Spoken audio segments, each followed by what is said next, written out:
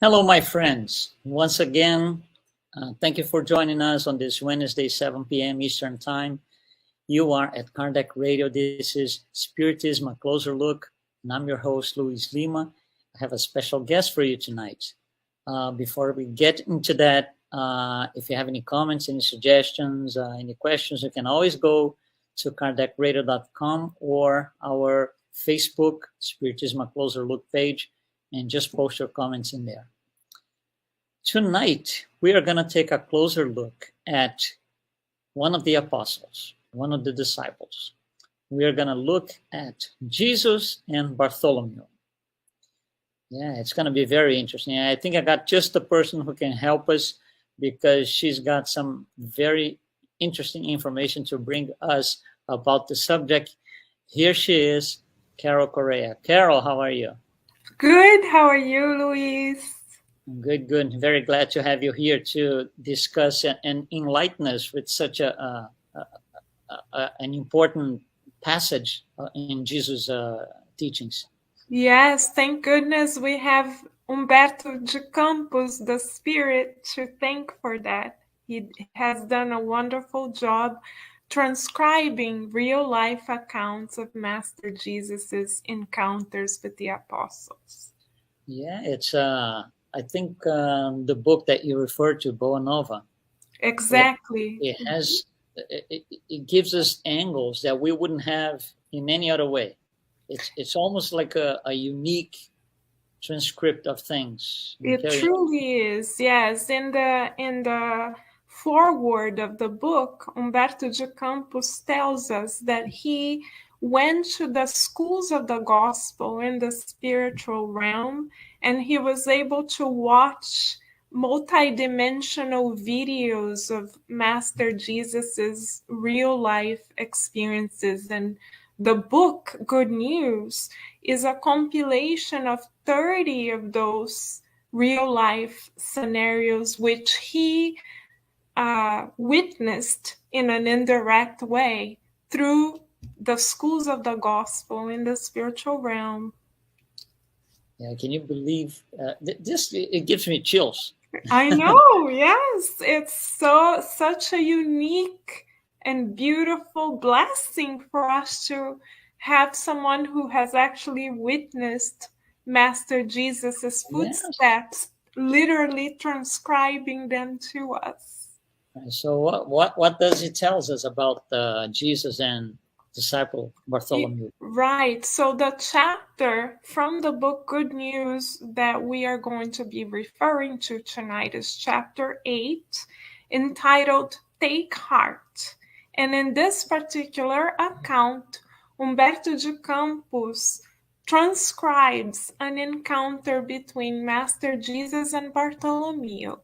Bartholomew, says Humberto de Campos, is or was one of the most loving apostles of Master Jesus's apostolate. And despite the fact that he was very loving, Humberto de Campos does a wonderful job building up his emotional profile to us. And in narrating Bartholomew's inner world to us, Humberto de Campos lets us know that he was downcast, that he was, if we were to put it in modern terms, somewhat depressed, suffering from depression. And his conversation with Master Jesus begins like this: Master, how come someone who knows of the good news like I do, who believes in the good news like I do, cannot experience it unless you are with me? How come? He was saying to Master Jesus, what is wrong with me? Mm-hmm. And how many of us, Luis, between you and I and all of our friends who are here, how many of us may identify with that? How many of us may say, we already know so much, and yet we struggle? Yeah, I think it's very relatable to the average I would say the average human being. I'm not going to restrict to Spiritism. All of us, all over the world, we all have the same problems and questions, and I think this is one of them. At times, especially with the, events of the last, I would say, 2 or 3 years, with pandemic and war and a lot of other things, it's there's a general tendency of just like, oh my God, right? Yeah, you just like, oh, I'm not happy about it. Exactly. And that's, I think, what exactly is portrayed in the chapter. Yes, and your body language illustrates it even more for us. Thank you, Luiz, where you said, oh, this is exactly how we depict Bartholomew.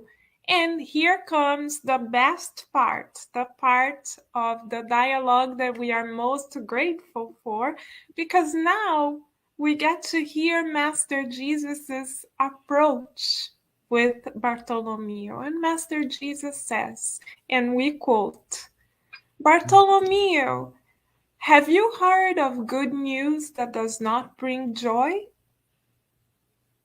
And Bartholomew, like most of us, felt very intrigued by this question. He was saying to himself, how come we never thought about this before? This actually makes sense. Oh, I was caught. What to do now? And then Master Jesus kindly gives us the key for our own happiness on earth, because he tells Bartholomew, and also all of us, because we are on the same boat, figuratively speaking, Master Jesus tells Bartholomew and us, Bartholomew, all followers of the good news must have 3 particular traits: courage, hope, and joy. Yeah. So Bartholomew, like ourselves right now, took this in as we are taking the remedy from the Master in. And Bartholomew questioned Jesus, our Master, even further. He said, okay, Master, I hear you. I understand you, but there was a but. We knew a but was coming. Right? Yeah. So he said, but what if our businesses don't go well? How about circumstances when we go bankrupt? How about when there is an economic crisis? How many of us hear about economic downturns left and right? Talk about the inflation, gas prices going up, job security, retirement, part of our conversation every day. And Bartholomew, 2,000 years ago, already brought this issue The same up. thing. Same thing. Though he didn't talk about gas prices, he was still concerned about his own financial security. And how many of us experience circumstances like this, similar to Bartholomew? Yeah, one thing, just Okay. to make sure, one thing that's interesting when you mention, he says actually, traces of joy, courage, and hope. He says, but this, you got to do this every day in every single thing you do. It's not like I'll do one now, and 4 months from now I'll do another 5 minutes of that, then another 2 weeks I'll do another 3 minutes of that. No, it's every day. Yes, it is. You're right. It's a way of life. It's an inner choice that we make every day as to how to perceive life. This is why Master Jesus was the first and most accomplished positive psychologist on the earth. Because Absolutely. he already offered the foundation to it all, teaching us to seek the good from the get-go. But of course, Bartholomew, as we were saying, wanted to talk about the gas prices, symbolically speaking, and the economic downturn and the financial insecurities. And luckily, thanks to Humberto de Campos through Chico Xavier, we have an answer from the Master. Thank you, Master Jesus. So he comes to us through Bartholomew and he tells us, Bartholomew, what significance should we place on worldly success when we know that we are on earth to acquire immortal virtues? What is more important, immortal virtues or economic success? And we know that Master Jesus had the moral authority to ask this question because he has already walked the talk. This is why he is our master. So when he asked that with experience, with reassurance, and with his innate moral authority. So, of course, Bartholomew couldn't come up with excuses like saying, "Come on, master, but you don't know my situation." How many times we come up with excuses? Oh, We yeah, do the same thing. Carol. Oh, yeah, Louis, but you don't know about our situation. We do the same thing. And we do the same thing, and then we give people the entire rosary of problems that we think we have, right? But with Master Jesus, it wasn't possible to do this because he had the moral authority to speak the truth with kindness. So Bartholomew couldn't refute Master Jesus, but there was another but on Bartholomew's part. Bartholomew then said, "Okay, Master, you're right. I hear you." If we were going to put this on modern terms, he said, "Oh yeah, I hear you, but how about when our loved ones depart back to the spiritual realm? Isn't it expected that we experience sadness and grievance when our loved ones discarnate?" Most of us on the earth would say, absolutely, this is a horrifying experience, and so on and so forth. And of course, we are not diminishing how much we miss the physical presence of those whom we love. Of course, that's very valid. But Master Jesus, having walked the talk and with his moral authority, answered to Bartholomew and all of us, "Bartholomew, who on the earth can claim themselves to be an orphan or deprived of love when the Father is watching over each and every one of us, and when we know that the Father's messengers never leave anyone alone? So who could claim sadness when we know that those who depart continue to be alive?" And yes, right? Yeah. And Bartholomew then had a shift of mind. Imagine he spent most of his life feeling depressed.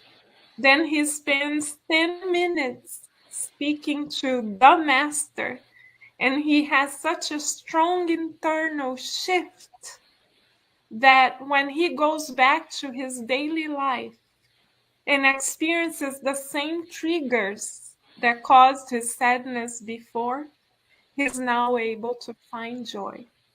So Bartholomew goes back to his home, and his brothers, his siblings, bully him, say, "You're not a man, you're not strong enough, you should be stronger, you're always complaining."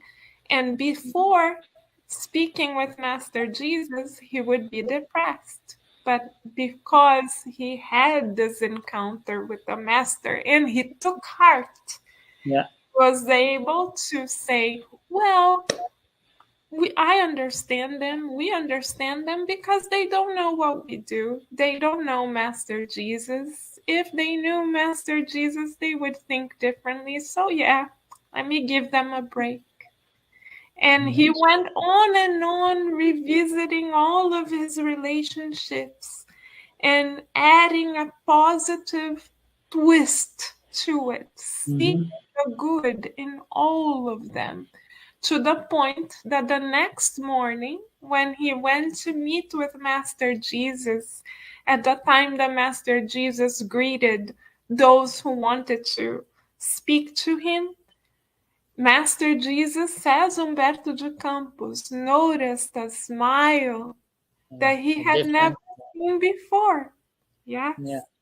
It is very interesting because you see when he was going back home after talking to Jesus and throughout the days after, nothing changed in terms of the city, the places, the birds, the sounds, the lake, the streets. Nothing changed, but for him everything changed. Exactly. So that's obviously it's not a material transformation. The birds didn't change, the streets didn't change, the lake Even didn't his change. family didn't change. Nothing changed. Yeah, Nothing the changed. attitudes of those loved ones or whoever he had to deal with, nothing changed. What changed was Nothing at his all. perspective on it. Exactly. He changed the filter. He changed the filter. It's like our cell phones here. We can decide what to focus our lenses on. So and we can use our filters, as you said, to make the picture lighter, more focused, or darker. The same happens with us internally. And what the big shift that occurred inside of Bartholomew is that he left behind his victimization role. He stopped his self-pity party in order to find an attitude of gratitude in everything. Right. And that changed completely his life, because once you change your perspective, you live a new life as if you were born again, almost. Not physical, of course, but yes, it's almost like a posture. new reincarnation in the same reincarnation. Yeah, that happened like to Paul and Saul and Paul. Of course, Saul and Paul was a little more dramatic than this. Yes. But the concept is the same. It's along the same lines. The same, exactly. The same occurred with Mary of Magdala as well. Yeah. She completely transformed herself. And the beauty of allowing the Master to come to dwell in our hearts is that that opens the possibility for us to change our inner world. And this conversation with the Master allows for us to take responsibility for how we see our own lives. So we no longer, like Bartholomew, expect others to change. We no longer expect the world to be different, but we work on ourselves from the inside out to shift our own take on life. So the responsibility, the locus of responsibility for change is no longer outside of us. It's rather found inside of us. And this is what is super empowering. Because as long as we leave the locus of transformation outside of us, it's unattainable because we cannot control what other people say or do. But when we shift the locus of transformation to within, then everything is possible. And as you said, as we take responsibility for things, we automatically drift away from victimization.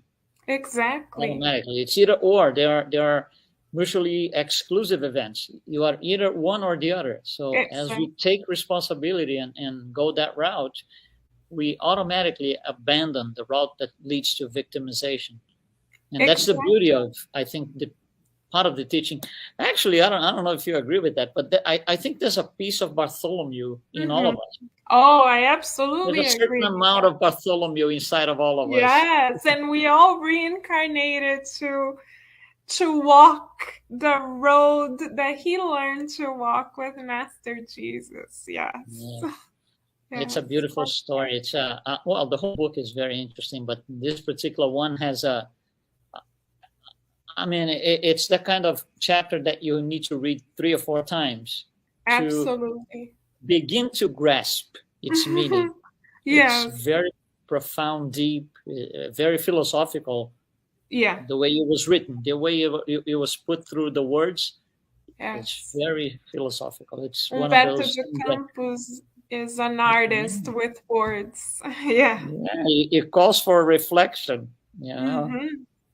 For sure. And for those of our friends who are here who speak English and are not able to read the original in Portuguese, all the chapters of this book, Good News, have been published throughout the many issues of the Spiritus magazine, which is available for free, either on the website, thespiritusmagazine.org, or on the app that can be downloaded through the App Store or Google Play.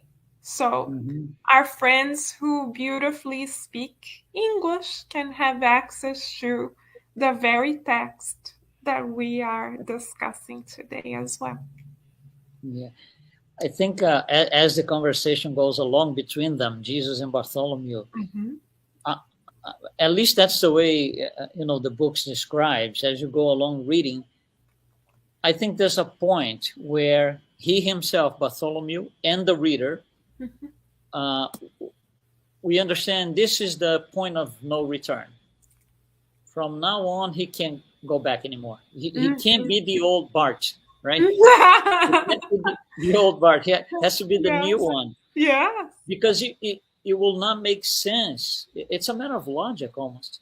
Yeah. It wouldn't make sense to go back to be the old Bart after, the conversation, all the things that took place. So yes, absolutely. There's a point of no return there in the story. Yes, absolutely. And we are all reincarnated, we dare to say, to reach that same point of no return where seeking the good and developing an attitude of gratitude becomes more and more natural to us. Right. And I think things like gratitude is one of them, but other things that were missing in his life. Yes. And that's why he was so kind of depressed, not depressed to the point of not being able to do anything, but he was going down that road. He was always sad. He was.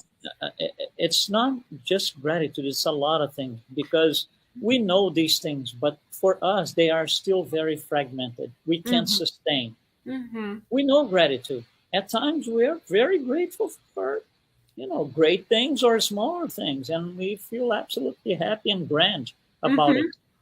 But the problem is we can't sustain. It's not automated in our perispirit yet. No, it's not. We have to do a tremendous effort, energy, sweat. Yes. Blood, sweat, and tears to be able to do that 5 minutes of gratitude. Effort and repetition is the key. It's how we develop new habits. It is not going to come automatically because God loves us. God would like for the merit of our conquests, spiritual virtues to come from us.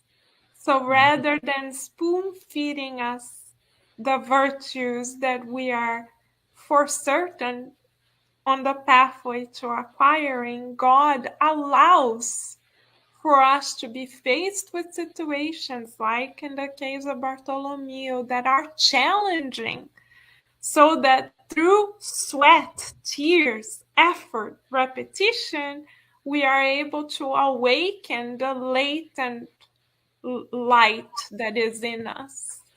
Yeah, and there's a passage in the book that I think on the chapter that I think it's 2 words. Those 2 words grab me, in such a way. Jesus tells Bart, right? He tells Bart, listen, we meaning all of us except himself, but humanity does a lot of fruitless labor.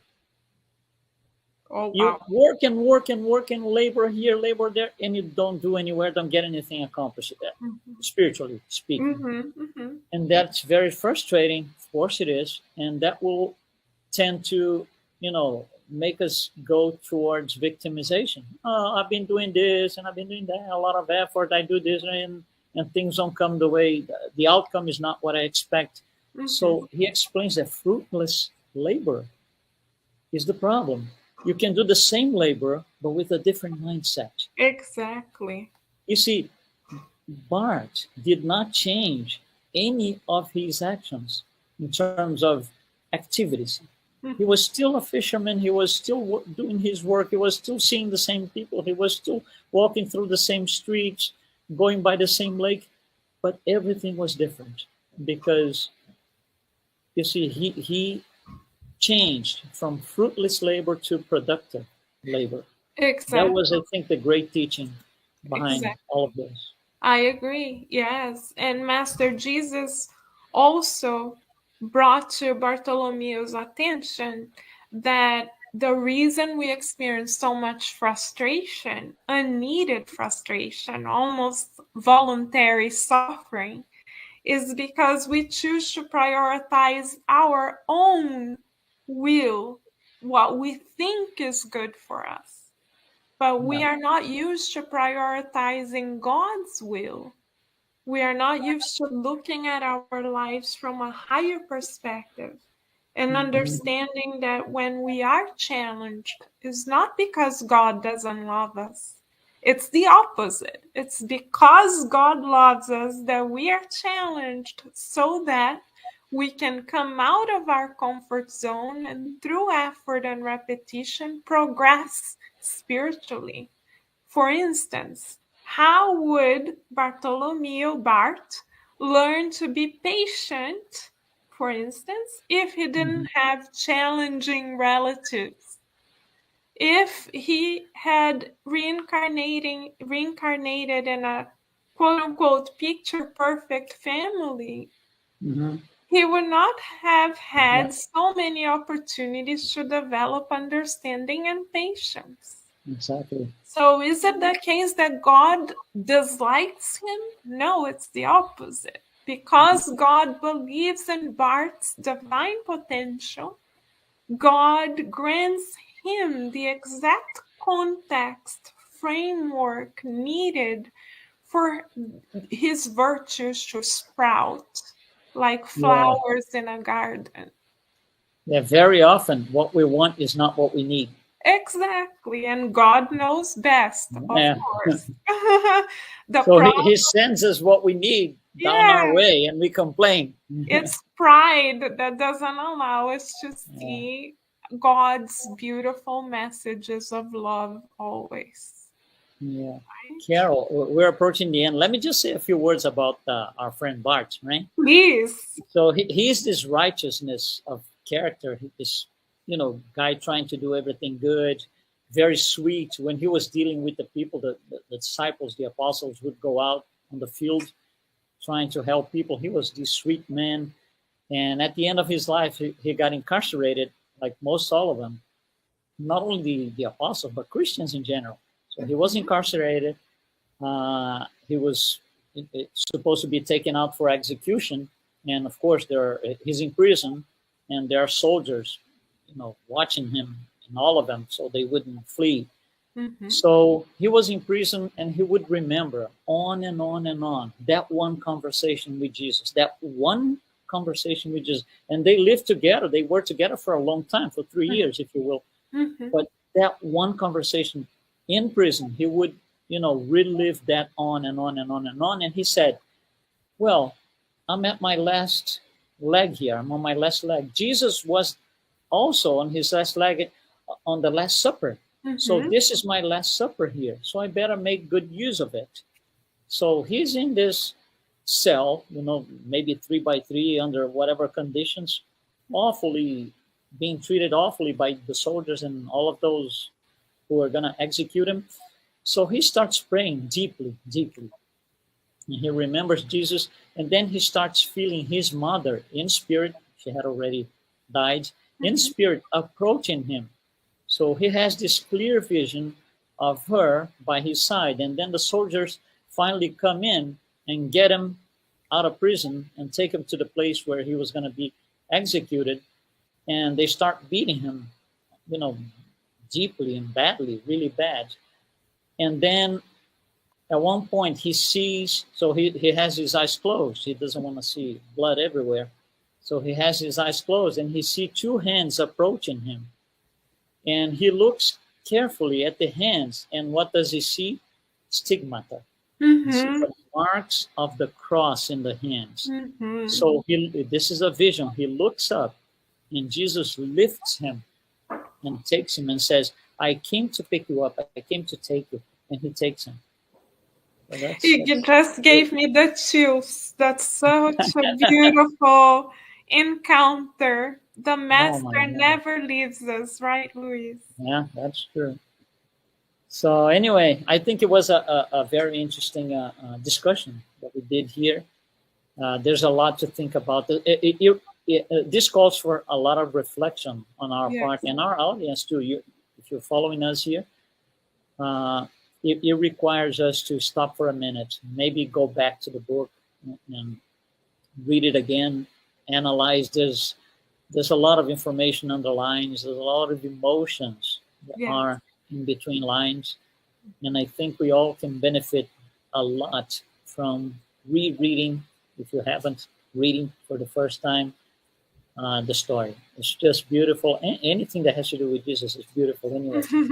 But this one is very touchy. It's very touchy because it's a transformation right before our eyes. I'm going to take responsibility and leave victimization behind. That's it. You said it all, Luis. Thank you so much. Okay, thanks for being part of the program today, Carol. Our pleasure. It was great to see you. Wonderful to see you and everyone here as well. Thank you. Absolutely. And you're watching us right now. Don't forget, Spiritism, A Closer Look. We are here at Kardec Radio every Wednesday, 7 p.m. Eastern Time. So be well. We'll see you next time. Thanks so much.